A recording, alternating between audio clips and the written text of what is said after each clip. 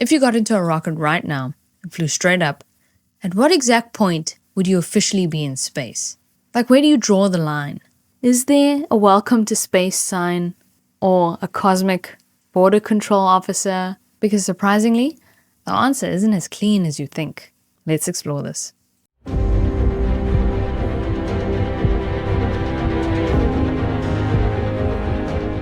Hello there, welcome back to Star Stuff, where we're continuing the second episode of the Explaining the Hard to Understand Stuff series.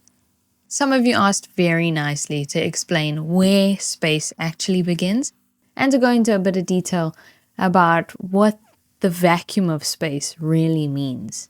So let's start with the biggest misconception. Earth's atmosphere doesn't just stop. There's no solid boundary. There's no air ends here moment. Instead, it gradually fades out layer by layer. First, we have the troposphere, where we live and complain about the weather. Then we have the stratosphere with the ozone layer. Then we have the mesosphere, and then the thermosphere, and the exosphere. Each layer gets thinner and thinner and thinner until you're basically surrounded by almost nothing. So already we've got a problem. If the atmosphere just fades away, where exactly do we draw the line?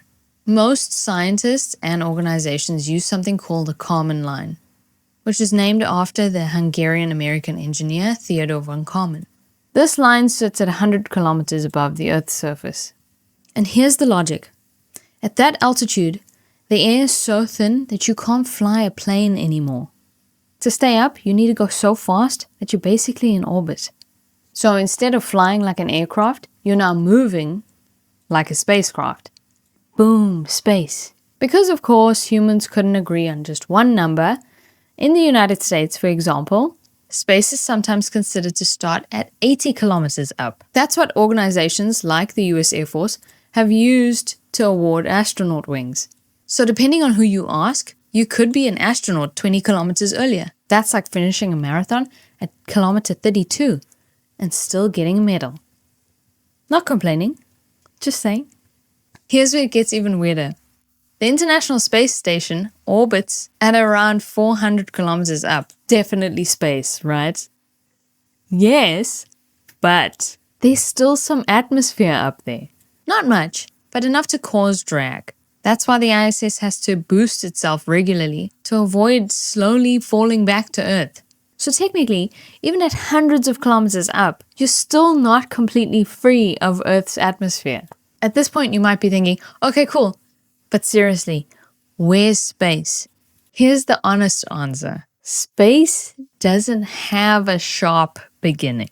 It's more like a transition zone, a gradient, a slow fade from thick, breathable air to near total vacuum. So the Kármán Line is just a useful boundary, not a physical wall. Okay, now let's talk about the idea that Earth needs a dome to keep the atmosphere in. Because on the surface, pun fully intended, it sounds reasonable.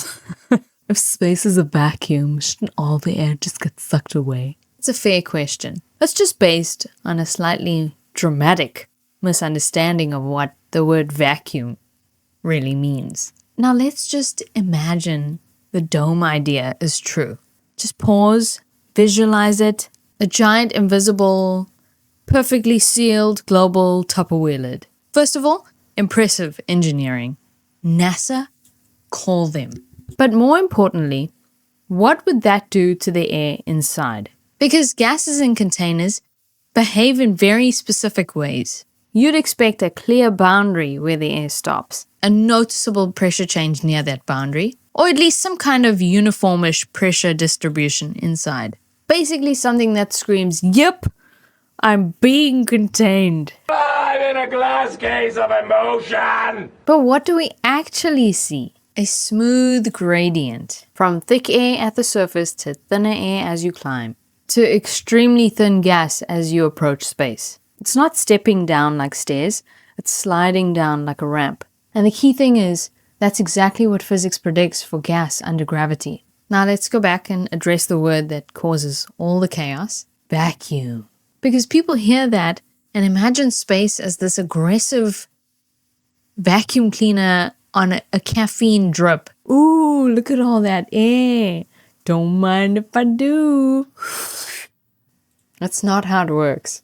The vacuum of space doesn't suck. It doesn't pull. It doesn't have intentions or goals or a LinkedIn profile. A vacuum just means very low pressure. That's it.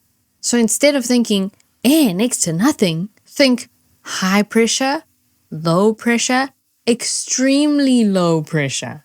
A smooth transition, no dramatic betrayal scene where the atmosphere suddenly abandons Earth. So why doesn't the air just drift away? Because gravity is doing its job. Gravity pulls gas molecules toward Earth. At the same time, those molecules are moving, colliding, spreading out. So what you get is a balance. Gravity pulling inward, motion spreading outward. And the result is a pressure gradient, not a sealed container. Not a dome, just natural distribution. So now we've got two competing ideas. Model 1, which is the dome Earth, which requires a physical boundary, predicts noticeable changes near that boundary, doesn't naturally explain the smooth pressure gradient. And then you have Model 2, which is the spherical Earth and gravity, which predicts a gradual decrease in pressure, explains why air gets thinner with altitude, and matches every measurement we've ever taken. The fun part is only one of these matches reality. So what we know in reality is that air behaves exactly as physics says it should in a gravitational field. No lid required. What we see is a smooth pressure gradient, which is exactly what gravity predicts. So the atmosphere isn't being kept in. It's being naturally arranged. Also, space doesn't suck. It's just minding its own business. Thank you so much for watching. If you enjoyed this video, please like and subscribe. And if you'd like to support the channel further, you can join to become a member. Let me know if you have any questions in the comments. Cool beans.